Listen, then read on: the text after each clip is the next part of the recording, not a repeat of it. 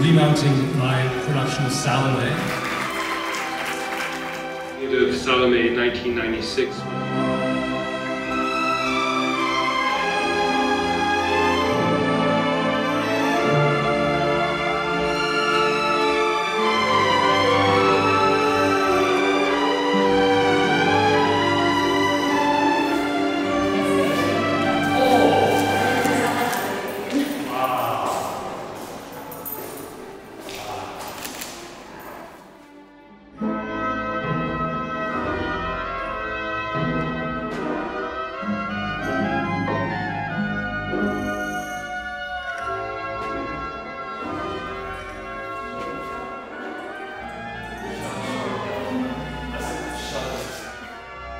Ողջույն սիրելի Ատոմ.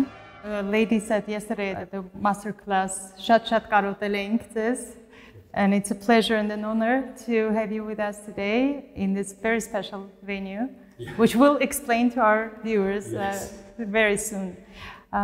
So welcome, and how are you? Հիմա ավելի լավ եմ, as շատ նվերը ինձ համար Salome. Ամեն անգամ որ ես Հայաստան գուքամ, ուրախ եմ, բայց այս նվերով ավելի ուրախ եմ. Շատ ուրախ ենք. Just to explain for our viewers, we're at the moment we're at the National Gallery of Armenia in Yerevan. And this is Salome. And this is Salome. And my new film is called Seven Veils, and so it's to do with a production of Salome, the opera, which I did, and it was mounted last year. The film is dealing with a character who is remounting it, dealing with various personal issues in her life, played by Amanda Seyfried, who is Chloe. But I must say that this depiction of Salome is very unique, because usually we think of her with the head of John the Baptist. So this is a very reflective and psychologically astute portrait of her, and it's very impressive. Yeah. It's a very special artwork for Armenian art scene by Ոսկե Ծիրան, and we thank the National Gallery for this opportunity to arrange your meeting with the Armenian Salome. Դբավորիչ, իսկապես շատ դբավորիչ եւ զորավոր.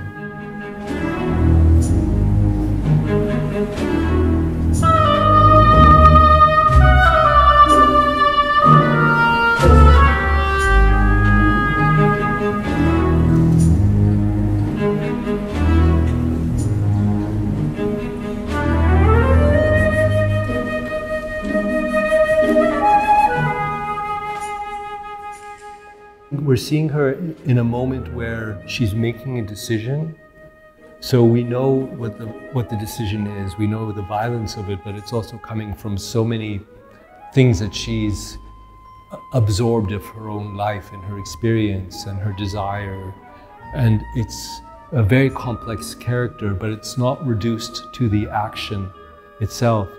It's in a moment where it could be after the action, where she's looking at the head and wondering what she's done. Or it could be the moment where she's thinking about this as a decision. Or it could be a moment in her life. It could be far removed from this day where she asks for the head of John the Baptist. We also have to remember that this story has many different layers. It comes to us from the Bible.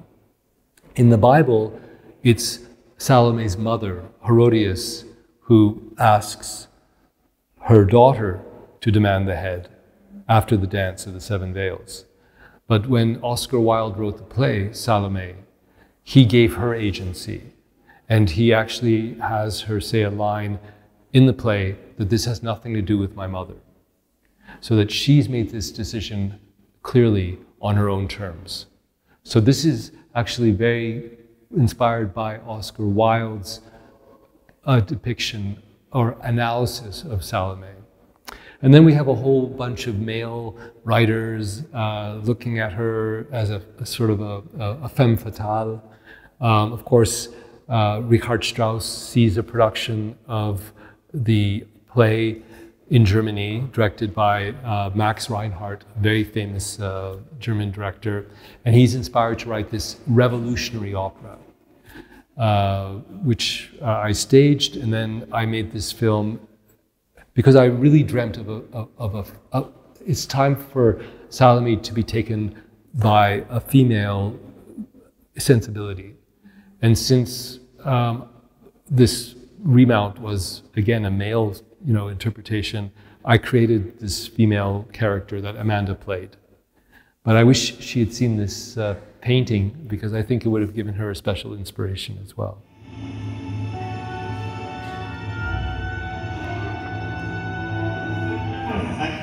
Sorry, I don't understand what my wife is doing. Who's chopping the head off? Well, that's not clear. Maybe both of you. Well, it doesn't take two people to chop a head off. You touched upon something that I was going to ask about the responsibility. So in the play, we have the line that states that it's her decision and yes. it's her responsibility. In the movie, there was this discussion who is actually cutting the head, right? So is it the guard, is it the mother, or is well, in the interpretation she makes, she has the mother go down and cut the head. Mm-hmm. So it's shown to be Janine's choice. But again, to give the story a little bit, she's been invited to remount a production that her former lover, her mentor, has actually presented 15 years before. But it's inspired by her story. She told her story to Charles, the director, and Charles appropriated this.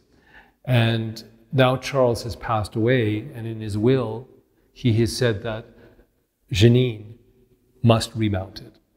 So whether or not he was doing this as an act of generosity or as a strange curse, we don't know. All we understand that is in the process of doing this, Janine has some sort of a psychic breakdown because she's re-traumatizing herself by this work of art. And so art has the ability to both heal, but also to obviously open wounds as well. And it's this double nature that I was interested in examining in the film. There is also a reference in terms of taking the responsibility or delegating the actual action to someone else. Salome is not really taking the action, and also Janine is delegating to erase the head of her father from the painting, not really taking the action, but maybe taking the responsibility for that. I think, in a way, the strongest piece of direction she gives is directing this other person to erase the head. She knows what that particular character represents, and so the fact that she can control that character, who's having an affair with her husband, as it turns out, empowers her, and it allows her to direct that action. It might be the most meaningful thing she does as a director. It's very important for me that she was able to create this layer, and that it becomes almost, she's able to distance herself, but it's more cathartic for her that way. Thank you. Today we were watching Ararat, a very, very special movie for us Armenians, first of all. And again, the notion of erasure, and again, with a painting we have in Ararat, where Arshil Gorgi is erasing the image of the hands of the mother. And that's something that you trace with your movies and with your stories a lot, the notion of memory and erasure. And that's something that you remind, I think, all of us Armenians of this pain and the loss of memory in a way.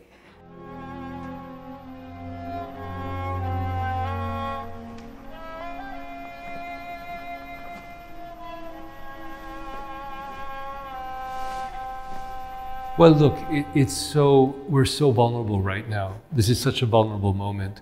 I've been coming here for over 30 years. And, when I first came, it was still a Soviet republic.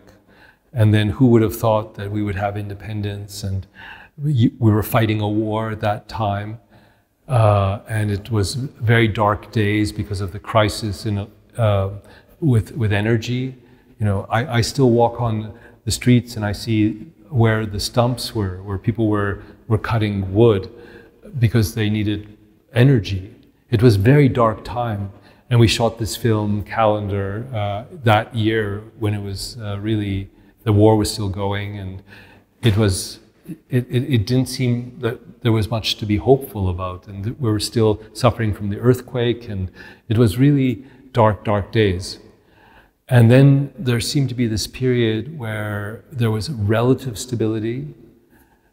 And when I made the film in 2002, of course, I was looking at the erasure of our Western territories, Vaspurakan, and this idea that maybe there was a generation that believed that we could have access to this land again. But of course, that was just a fantasy. But now we're living with the erasure of our Eastern land. And this is very fresh to us. And there's really, let's be honest, there's very little hope that this will ever be retrieved. And it's catastrophic. This is a catastrophic moment. I was at the cemetery today, and I was just in tears looking at the young men that we've lost. Like, it's unbelievable that we have to go through this again. And so it seems that coming to terms with erasure, when we hold so many things so precious to us, our families are so important to us, our children are like sacred to us, this loss has been almost anhavadaliye. It's like that this could happen to us. It's unbelievable. And yet we have to cope. This is what we do. We are able to go on. If the art can in any way begin to chronicle this, chronicle so that other generations can understand. And the project of Ararat was actually to show 4 generations from the time of the genocide. We have the Gorky, obviously, as a survivor, Charles Aznavour playing the child of a survivor, Arsene Khanjan playing the grandchild, and then Rafi, her son, playing the great-grandchild. But now, if we were to make the film, we would have to have the great-great-grandchild. But that great-great-grandchild is born in a time of another catastrophe, the dispossession, the ethnic cleansing of Artsakh. So it's strange for me to come back here and understand how monumental this loss is. And yet it's part of our identity. This is, and we understand how alone we are. We understand that we only have ourselves, and yet we are resourceful, and we are able to recuperate. And I think that this is one of the things that Ararat shows, that the ability to understand the work that we make as artists, the work that we do as intellectuals, the work that we do as brilliant students, because we value education. This is our strength, historically. For many years, we were fighting genocide denial, and the Turkish government spending millions and millions of dollars with university chairs to try and deny the genocide. And we won that battle. There's recognition now everywhere except Turkey and Israel, strangely enough. Now we have another battle where we're dealing with this ridiculous idea that it's not Armenian civilization, Artsakh. It's some pre-Albanian culture, and they will fund that as well. They will create chairs. They will be able to find crooked academics and pay them to purport this view, which is patently absurd, and it will also fail. And the people who are supporting this, no matter how much money is thrown at it, truth will actually survive. But we are also dealing with a tremendous degree of cynicism on the part of the world community, because we understand that everyone talks about the right of self-determination, and that Artsakh was a model of this in the late 80s. The Armenian population had a referendum. The referendum was presented to the failing Soviet state. It was understood to be legitimate, and yet the world did nothing about this, you know, and for all of the absolute evil that Stalin created, he did acknowledge with this oblast that there was a predominant Armenian population there, and that it had been there historically. So yes, of course, it should have been integrated into the country long before. Whatever view you take, there was no question about the right of those people to assert themselves. Well, the world let that go for 30 years. And so we, as a people, we have to understand that we are alone in this, that we are, if we don't protect ourselves, there's no one rushing to our aid. There's a lot of talk, but you know, we are not blessed with resources except our own human resources as individuals and as a community to work together. So I'm talking a lot, but I think that this is a very, very unusual moment. You know, as someone who's been coming here a long time, and you know, I know that you know, we were very you know, my wife Arsene was really involved because she really believed that the people wanted change, and that this was a really important thing to show that the diaspora were supporting what the people internally were looking for. But then it became so confusing. No one was expecting this war, and no one was expecting the extent of it, that it would happen like this radically. So, of course, we need to live with our illusions. We need to believe that we could protect this land, but it became clear that we could not, and this is something we have to take on as a responsibility, that we didn't plan this properly, and we didn't imagine that this outcome was possible. But given that this is what's happened to us, given the fact that we are fiercely proud of this country that we have, and we understand how unique this gift is that we've been given, everything must now be concentrated on the preservation of the country. Like, there is no question about that. So to use our intelligence to understand how to defend ourselves, and to understand that we are really isolated. But this is our state. So let's understand and help and be able to find a way to cooperate, because we are a stubborn people. We are a very, very resilient people, and ultimately we are absolutely unique in terms of world culture.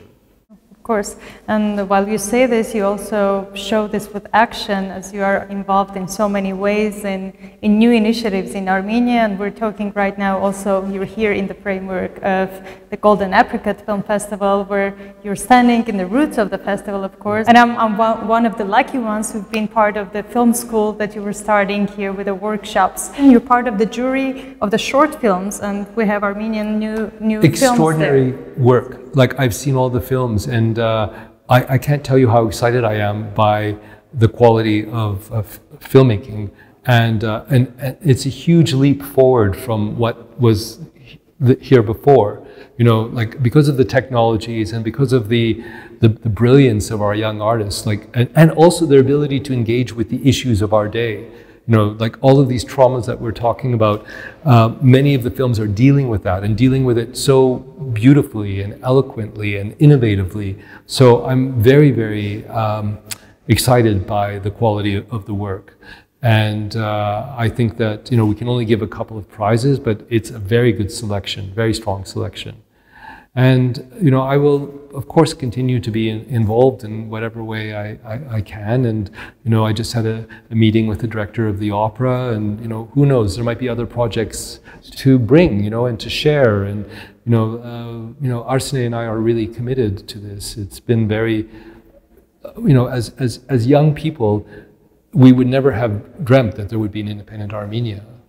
Like, we were when we met in 1984 with my first feature, that just felt so remote. You know, I tried to come to Armenia as a young man, and I couldn't get the visa. I couldn't even visit. It was so remote. And this first time that we came, we were at the Moscow Film Festival with my third feature, and we got a visa in Moscow to come to Armenia, and we both were overwhelmed by this. Here's the funny story. This is a very funny story. The adjuster won the major prize at the Moscow Film Festival. Part of that prize was 1 million rubles to make a film in the Soviet Union. And when I got this award, I went, oh my God, I get to make a film in Armenia because it's part of the Soviet Union. And 1 million rubles was pegged to the dollar at that time. So that would have been the largest budget I ever had to make a film in Armenia. And I got so excited about this. I started putting it together. That's why we came to Armenia. But then over the course of a few months, the Soviet Union fell apart and the ruble became completely valueless. So this project evaporated. And by a miracle, a German producer for ZDF, Das kleine Fernsehspiel, heard about this project at Rotterdam and basically said, if we give you a small amount of money, could you still do a version of this project? And that's how I made Calendar. We shot that in 1992.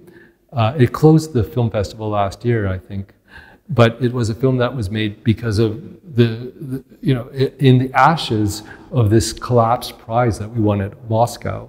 It's strange how the world works, right? Like with this first visit that we made, we would never have thought that the Soviet Union was falling apart. We did know that there was a war going on. We did know that there were these terrible massacres in Sumgait.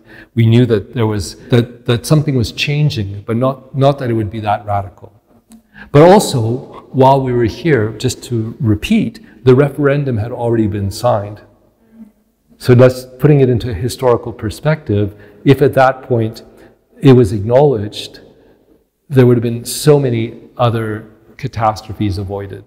In 2017, when you were here and you took part in the observation mission of the elections, you said, and I remember the quote, that democracy is a muscle and then we need to train the muscle no matter how hard it is.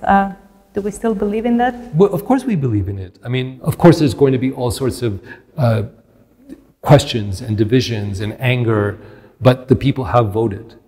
And so we have to understand that this is how democracy works. It's not as though the muscle works really surprisingly well. But part of that muscle is understanding that there will be dissent, that there will be differing points of view, and to educate yourself. This is the main responsibility of a democratic model, is that the citizen is educated about all the possibilities before they vote. That you don't vote only with your heart and your emotion, you vote with your analysis and look at who is the best candidate in terms of a program that's being presented. I think that muscle is being exercised, but I think that the challenge that we have is that we have been through, emotionally, we've been through hell. We have been through such a catastrophe, and it's our darkest nightmare.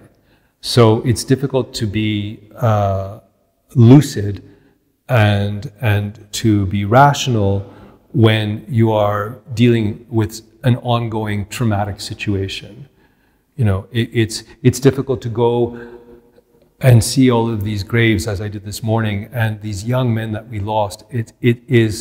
So it's interesting because when I went to the cemetery, I was looking at the older graves first. You know, you start with Antonik and you go, okay, and then you go through the 4-day war and you're measuring it.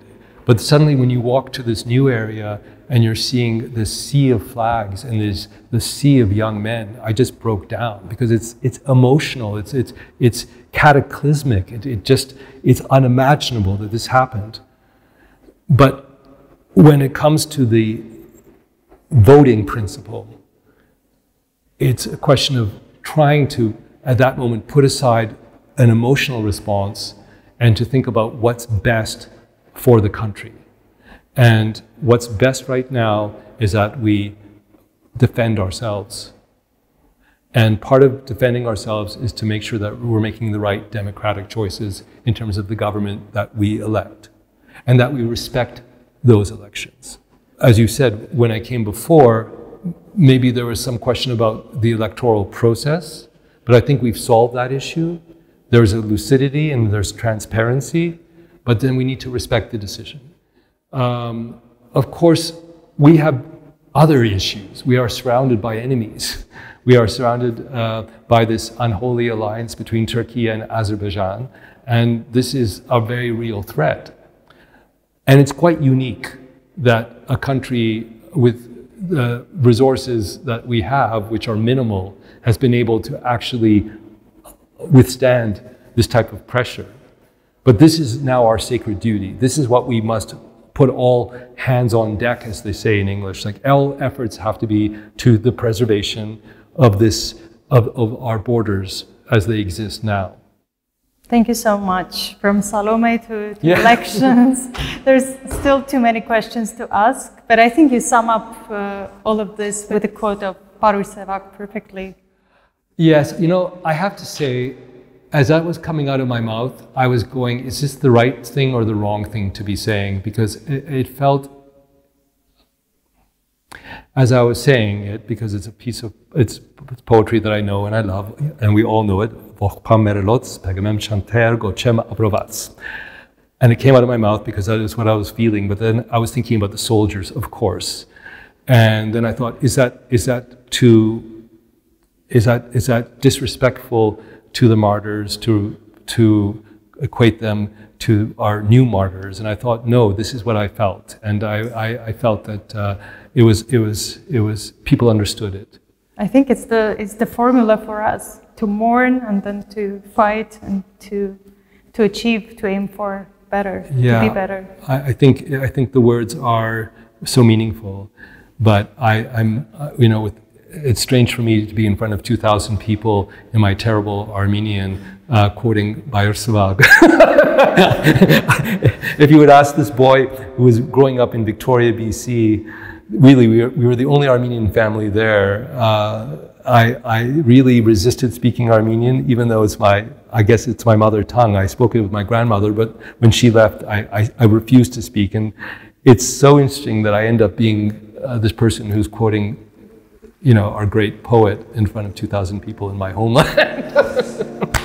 We always enjoy your Armenian. Just please do not learn anything from my bad accent.